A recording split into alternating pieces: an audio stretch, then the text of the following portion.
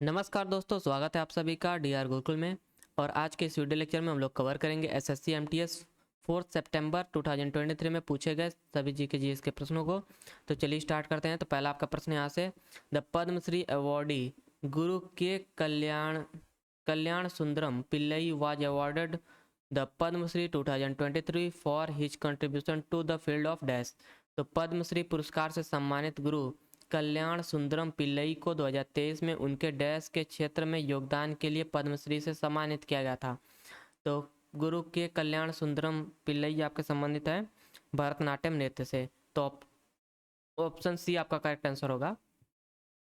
और यह आपका एक इम्पॉर्टेंट प्रश्न है, इसे इम्पॉर्टेंट मार्क कर लीजिए।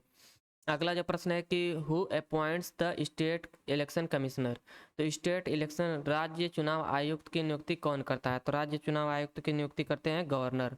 ऑप्शन ए आपका करेक्ट आंसर होगा कि राज्य चुनाव आयुक्त की नियुक्ति राज्यपाल द्वारा स्थानीय निकायों के चुनाव की निगरानी और संचालन के लिए की जाती है।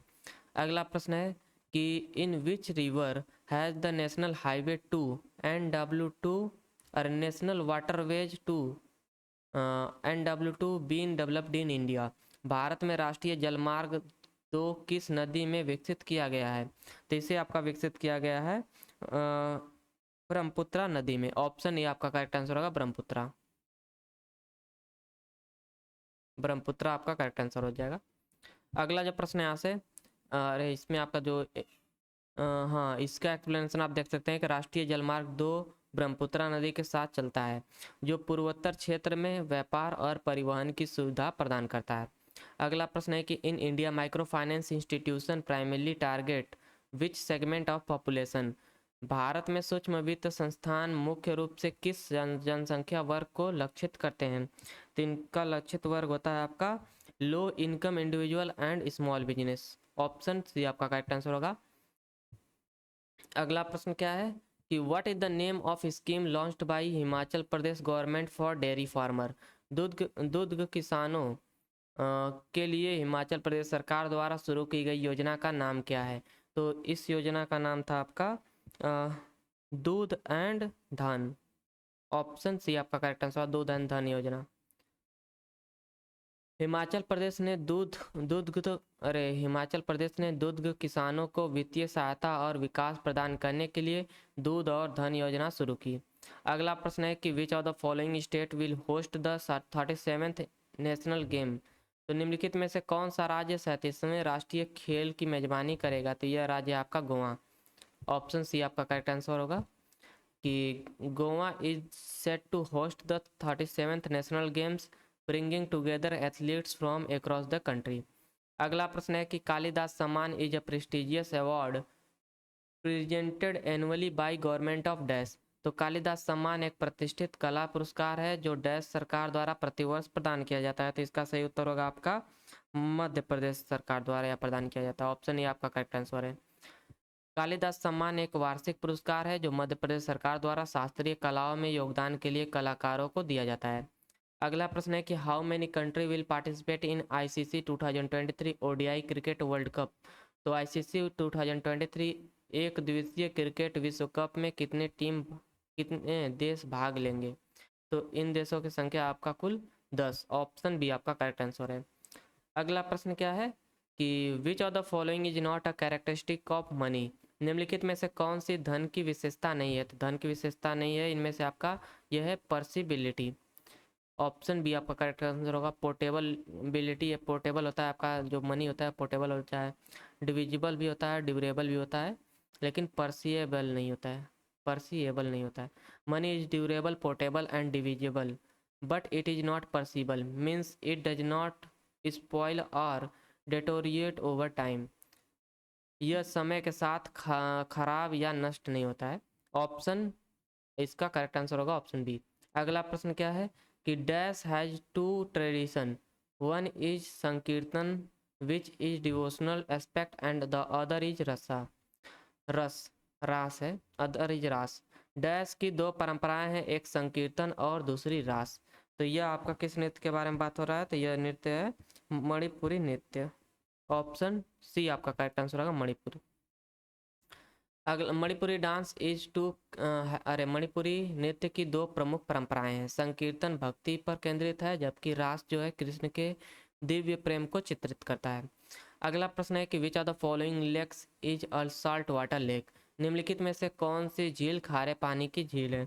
तो इस झील का नाम है यहाँ पर आपका चिलिका झील। ऑप्शन बी आपका करेक्ट आंसर होगा, Chilika. Chilika lake located in Orissa India is the largest coastal salt water lake in India. और ये आपका इंपॉर्टेंट है, इस इंपॉर्टेंट मार्क कर लीजिए। अगला जो प्रश्न है कि the dash of Indian constitution defines the fundamental duties of Indian constitution.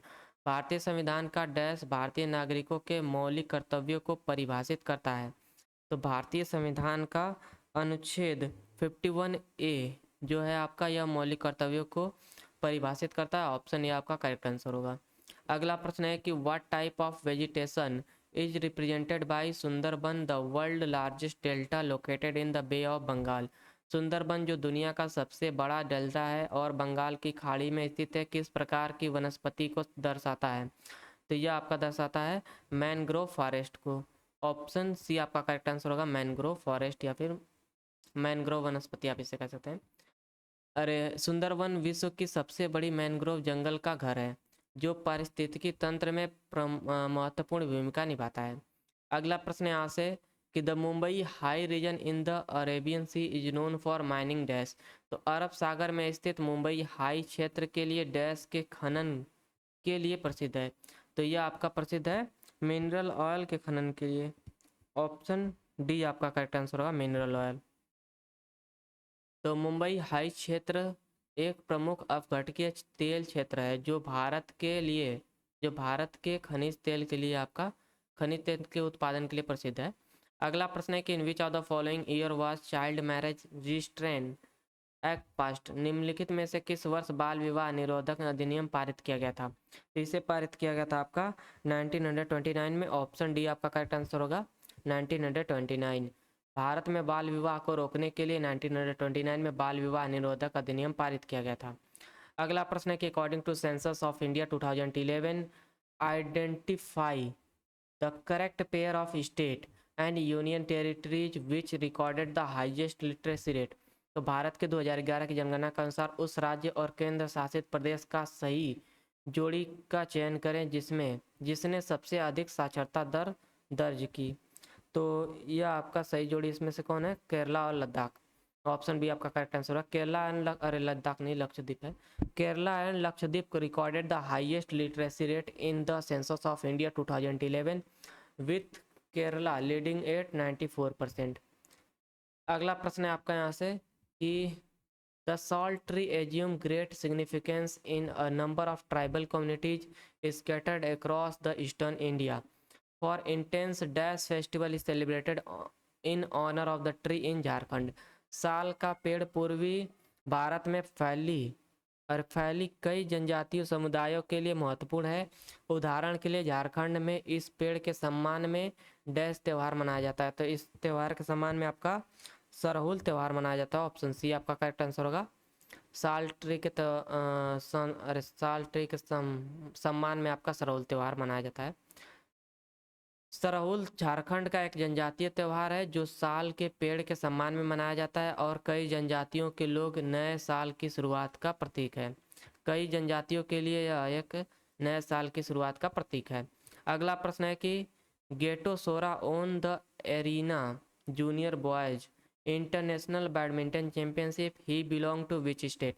तो गेटो सोरा ने एरिना जूनियर लड़कों अंतर्राष्ट्रीय बैडमिंटन चैंपियनशिप जीती, वह किस राज्य से बिलोंग करते हैं? तो यह जुड़े हैं आपके अरुणाचल प्रदेश राज्य से। ऑप्शन ए आपका करेक्ट आंसर होगा, अरुणाचल प्रदेश राज्य। अगला प्रश्न क्या है कि which of the following Indian musician was referred as ghazal king. निम्नलिखित में से किस संगीतकार को गजल किंग कहा जाता है? तो गजल किंग कहा जाता है आपका जगजीत सिंह को। ऑप्शन बी आपका करेक्ट आंसर होगा, जगजीत सिंह। अगला प्रश्न है यहाँ से कि On 8th April 1929, who among the following two revolutionists threw a bomb in the Central Legislative Assembly? इसमें आप देखेंगे कि भगत सिंह तो सबको पता है, लेकिन दूसरा जो नाम है उसमें कंफ्यूज कर देता है सबको। तो यहाँ पर जो दूसरे शख्स थे वे थे बटुकेश्वर दत्त। ऑप्शन सी आपका करेक्ट आंसर होगा। भगत सिंह एंड बटुकेश्वर दत्त ने बम फेंका था आपका सेंट्रल असेंबली में ऑन 8 अप्रैल 1929 में। अगला प्रश्न है कि the child marriage restraint act was passed in which year. तो बाल विवाह निरोधक अधिनियम किस वर्ष पारित किया गया था? तो बाल विवाह निरोधक अधिनियम आपका 1929 में पारित किया गया था। ऑप्शन ए आपका करेक्ट आंसर होगा। अगला प्रश्न क्या है कि which of the following countries will host the 2023 ICC men's cricket world cup. निम्नलिखित में से कौन सा देश 2023 आईसीसी पुरुष क्रिकेट विश्व कप की मेजबानी करेगा? तो इस देश का नाम है आपका इंग्लैंड ना, नहीं इंडिया। ऑप्शन बी आपका करेक्ट आंसर है। 2023 की भाई मेजबानी तो इंडिया ने की थी ना। अगला प्रश्न आपका यहाँ से है कि who among the following Indian ruler founded the city of Fatehpur Sikri. तो निम्नलिखित में से किस भारतीय शासक ने फतेहपुर सिकरी की शहर की स्थापना की थी? तो इसका सही उत्तर होगा आपका अकबर। सम्राट अकबर ने 16वीं शताब्दी में फतेहपुर सिकरी शहर को अपनी राजधानी के रूप में स्थापित किया, जो अपनी स्थापत्य उत्कृष्टता के लिए जाना जाता है। अगला प्रश्न है कि which festival is celebrated as the harvest festival in Tamil Nadu. तो तमिलनाडु में आपका हार्वेस्ट फेस्टिवल के रूप में सेलिब्रेट किया जाता है पोंगल। ऑप्शन ए आपका करेक्ट आंसर होगा पोंगल। पोंगल तमिलनाडु में मनाया जाने वाला एक लोकप्रिय फसल उत्सव है जो भरपूर फसल के लिए सूर्य देव को समर्पित है। तो ये आपका इंपॉर्टेंट पॉइंट है, कभी कभी पूछ देता है कि पोंगल जो त्यौहार है आपका तमिलनाडु में सेलिब्रेट किया जाता है वो किस देवता को समर्पित होता है? तो इसका करेक्ट आंसर होगा आपका सूर्य देव। अगला प्रश्न है कि which state in India has the highest production of T. Bharat में किस राज्य में चाय का सबसे अधिक उत्पादन होता है? तो चाय का सबसे अधिक उत्पादन होता है आपका असम राज्य में। ऑप्शन ए आपका करेक्ट आंसर होगा असम। असम भारत का सबसे बड़ा चाय उत्पादक राज्य है जो देश की चाय उत्पादकों में महत्वपूर्ण योगदान देता है और उद्योग में आपका चाय उद्योग में महत्वपूर्ण योगदान देता है आपका असम राज्य। और यहाँ से आपके 25 प्रश्न समाप्त होते हैं 4 सितंबर की सेकेंड शिफ्ट के, या फर्स्ट शिफ्ट आप कह सकते हैं। और आशा करता हूँ आपको वीडियो लेक्चर पसंद आया होगा। तो thank you for watching. Please do like and subscribe my channel and do share it with your friends. And PDF चाहिए टेलीग्राम से भाई जुड़िए। Thank you for watching, have a nice day.